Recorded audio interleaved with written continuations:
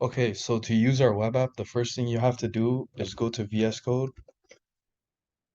and you have to download the assignment for zip folder into VS Code. Here it's already downloaded, as you can see. This should contain the 3 tasks. So now to run the tasks, what you have to do is open a new terminal and CD into the folder that contains the assignment 4 folder. So for me, assignment 4 folder is inside the 471 folder, so I have to CD into the assignment 4 folder first. Now that I'm in the assignment 4 folder, I have to run this specific command, python space -n space http.server space 8080 and press enter.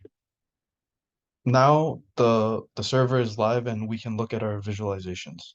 So open up a web browser like Google Chrome and then type in local host colon 8080 and press enter. Now you will see the 3 different tasks that we did for the assignment. So for the first subtask, we can click on it and it shows the first task, which was to use one country as a baseline and compare the unemployment rate with the other countries. So in our case, we used India, as you can see, as a baseline. And you can see that it stands out because it's red and all the other countries are blue. So we can see that India is the baseline country, and when you hover over it, it should say the country name, the population, and then the unemployment rate as a percentage. So here, for example, for the baseline country, we can see that it's India, population 1.3 billion, and then unemployment rate of 3.5%.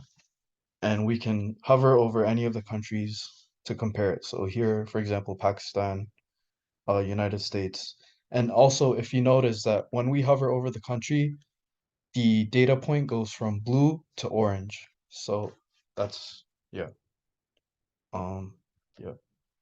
For the next task, we have task 2, which compares many metrics, um, which were the GDP metrics and the unemployment by country. So here, for example, on the Y scale, we have GDP per capita in dollars. And on the X scale, we have GDP, which is in USD dollars. So for our baseline country here, we use Saudi Arabia, as you can see. That's why it's highlighted red, and the rest of the countries are blue. And so again, when you hover over a country, the point should turn orange, and the country name should be displayed. So you can compare the statistics of Saudi Arabia with any other country. And if you go down here, you can change the X scale to be any of these metrics. So we can change it to be military spending. And the visualization should smoothly change from that graph to this graph. And you can do the same on the Y-axis. And if you notice, when we click the different Y and X-axis buttons, you can see that the scale also changes to properly accommodate all the data points. So for example, here the scale is from 1 to 9 for health expenditure percentage. But when we click something like GDP, which is in US dollar, which is in US dollars, you can see that it goes from 0 to 22,000. Yeah. And then for our last task, we have we compared the health expenditure percent of GDP from the years 2015 to 2018. So on the left, you can see that we chose population to be the y-axis to differentiate the data points. And then on the bottom for the x-axis, you can see that this is the health expenditure percentage of GDP. And right now, currently it's selected for the year 2015.